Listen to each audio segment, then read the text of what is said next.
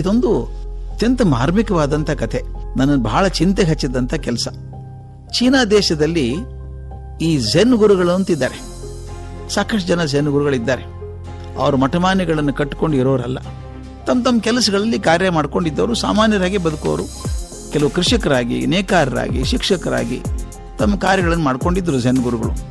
ಆದರೆ ವೃತ್ತಿಯಿಂದ ಆಚೆ ಅವ್ರು ಮಾಡ್ತಿರೋ ಕೆಲಸ ತಲ್ಲಣಗೊಂಡಂತಹ ಜೀವಗಳಲ್ಲಿ ಭದ್ರತೆಯನ್ನು ಹಾಕ್ತಾ ಹೃದಯಗಳಲ್ಲಿ ವಿಶ್ವಾಸವನ್ನು ಕುದುರಿಸ್ಕೊಂಡು ನಡೆಯೋರು. ಅವ್ರ ಜೊತೆಗಾಗಿರುವಂತಹ ಸಂವಾದಗಳು, ಚಿಂತನೆಗಳು ಬದುಕಿನ ರೀತಿಯನ್ನೇ ಬದುಕಿಸುವಂಥವು. ಒಬ್ಬ ಝೆನ್ ಗುರು ಬಡಿಗೆ ಆಗಿದ್ದ, ಕಾರ್ಪೆಂಟರ್. ಅದೇನೋ ಹೇಳ್ತಾರಪ್ಪ, ಅವನು ನಿರ್ಮಾಣ ಮಾಡಿದಂಥ ಮರದ ಸಾಮಾನುಗಳಿಗೆ ವಿಶೇಷವಾದ ಸೌಂದರ್ಯ ಇತ್ತಂತೆ. ನಾನು ಕೆಲವೊಂದು ಕಂಡಿದ್ದೇನೆ. ಅವನು ಸೃಷ್ಟಿಸಿದ ಕೆಲವು ಮೇಜು ಕುರ್ಚಿಗಳನ್ನು ಬೇಜಿಂಗ್ ಒಳಗೆ ಸಂಗ್ರಹಾಲಯದಲ್ಲಿ ಇಟ್ಟಿದ್ದಾರೆ. ಸಾವಿರಾರು ವರ್ಷಗಳ ನಂತರ ಸಹಿತ ಅವನು ನೋಡಿದ್ರೆ ಮ್ಯಾಗ್ನೆಟ್ ಹಿಡಿದಂಗೆ ಹಿಡಿತಾವೆ, ಅವು ಅಷ್ಟು ಆಕರ್ಷಣೆ ಮಾಡ್ತವೆ.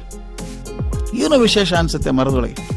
ಒಂದು ಬಾರಿ ಚಕ್ರವರ್ತಿ ಒಬ್ಬ ಝೆನ್ ಬಡಿಗೆಯನ್ನು ಕರೆದು ಹೇಳಿದಂತೆ, ನನಗೊಂದು ಪುಸ್ತಕದ ಕಪಾಟನ್ನು ಮಾಡಿಕೊಡು ಅಂತ. ಇದು ವಿಶೇಷವಾದ ಪೆಟ್ಟಿಗೆ ಆಗಿರಬೇಕು, ನನಗೆ ಅತ್ಯಂತ ಪ್ರಿಯವಾದ ಪುಸ್ತಕಗಳನ್ನು ಮಾತ್ರ ಇಟ್ಕೊಳ್ತೇನೆ, ಸದಾ ನನ್ನೊಂದಿಗೆ ಇರ್ತದೆ ಅಂತ ಹೇಳಿದಂತೆ.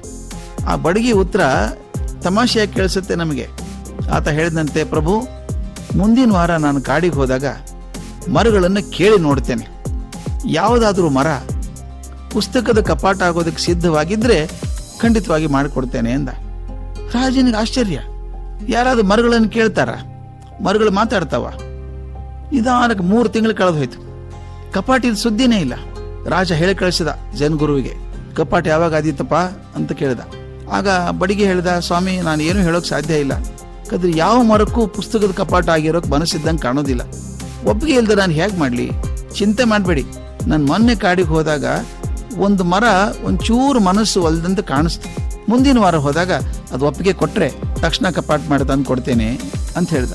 1 ತಿಂಗಳಿನ ನಂತರ ಅತ್ಯಂತ ಸೊಗಸಾದ ಮರದ ಕಪಾಟ ಅಂತಂದು ಬಡಿಗೆ ರಾಜನಿಗೆ ಒಪ್ಪಿಸ್ದ. ಅದು ಸೌಂದರ್ಯ ಅನುಪಮವಾದದ್ದು. 1 ಮೊಳೆ ಇಲ್ಲ ಒಳಗಡೆ, ಎಲ್ಲಿ ಪ್ಲಗ್ ಕೂಡಿಸಿದಾನ ಗೊತ್ತು ಕೂಡ ಆಗಲ್ಲ, ಅಂತ ಅದ್ಭುತವಾದಂಥ ಒಂದು ಕಪಾಟ. ರಾಜನ ತುಂಬಾ ತೃಪ್ತಿ ಆಯಿತು. ಆತ ಆ ಝೆನ್ ಗುರುವಾಗಿದ್ದಂಥ ಬಡಿಗೆನ ಕೇಳಿದಂತೆ, ನಿಮ್ಮ ಮಾತು ನನಗೆ ಬಹಳ ಆಶ್ಚರ್ಯ ಮಾಡ್ತಿತ್ತು. ಅಲ್ಲ, ನೀವು ಹೇಳಿದ್ರಿ ಯಾವುದಾದ್ರೂ ಮರ ಪೀಠೋಪಕರಣ ಆಗೋದಕ್ಕೆ ಸಿದ್ಧವಾಗಿದ್ರೆ ತಗೊಂಡ್ಬರ್ತೀರಿ ಅಂತೀರಿ, ಮರ ಹೆಂಗ್ ಮಾತಾಡುತ್ತೆ? ಯಾರಾದ್ರೂ ಮರ ಕೇಳ್ತಾರ? ಕಾರ್ಪೆಂಟ್ರ್ ಹೋಗ್ತಾರೆ, ಮರ ನೋಡ್ತಾರೆ, ಯಾವ ಮರ ಸರಿನೋ ಕತ್ತರಿಸ್ಕೊಂಡ್ಬರ್ತಾರೆ, ಸಾಮಾನು ಮಾಡ್ತಾರೆ. ನೀವು ಮರದ ಹತ್ರ ಮಾತಾಡ್ತೀರಾ ಅಂತ ಕೇಳಿದ. ಆ ಝೆನ್ ಗುರುವಿನ ಉತ್ತರ ಮಾತ್ರ ಅದ್ಭುತ ಸ್ನೇಹಿತರೆ. ಆತ ಹೇಳಿದ, ಮಹಾರಾಜ, ಮರ ಒಂದು ಸಜೀವ ವಸ್ತು, ಅದನ್ನು ನಾಶ ಮಾಡುವಂತ ಅಧಿಕಾರ ಯಾರಿಗೂ ಇಲ್ಲ. ಪ್ರತಿಯೊಂದು ಮರಕ್ಕೆ ಅದರದೇ ಆದಂತಹ ಒಂದು ಆಯುಸ್ಸು ಅಂತ ಒಂದುಂಟು. ಆ ಪೂರ್ತಿ ಆಯುಸ್ಸನ್ನು ಸವಿಸಿ ತನ್ನಷ್ಟಕ್ಕೆ ತಾನು ಬಿದ್ದಾಗ ಆ ಮರ ತುಂಬಾ ಸಂತೃಪ್ತಿಯಿಂದ ಇರ್ತದೆ.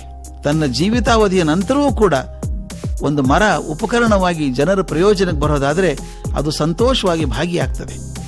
ಆದರೆ ಜೀವಿತಾವಧಿ ಮುಗಿದೇ ಇರುವಾಗ ಅದನ್ನು ಕತ್ತರಿಸಿದ್ರೆ ನೊಂದುಕೊಳ್ಳುತ್ತೆ, ನಮ್ಮೊಡನೆ ಸಹಕಾರ ಮಾಡಲ್ಲ, ಅದು ಹತ್ಯೆ ಆಗತ್ತೆ. ಆದ್ದರಿಂದ ಅದನ್ನು ಭಾಗಿಯಾಗೋದಿಲ್ಲ ನಾನು ಅಂತ ಹೇಳಿದಂತೆ ರಾಜ ಒಪ್ಪಿ ತಲೆದೂಗಿದ. ನಮ್ಮ ಪರಿಸರದ ರಕ್ಷಣೆಗೆ ಇದೊಂದು ಸೊಗಸಾದ ಉದಾಹರಣೆ ಅಲ್ವೇ ಸ್ನೇಹಿತರೆ?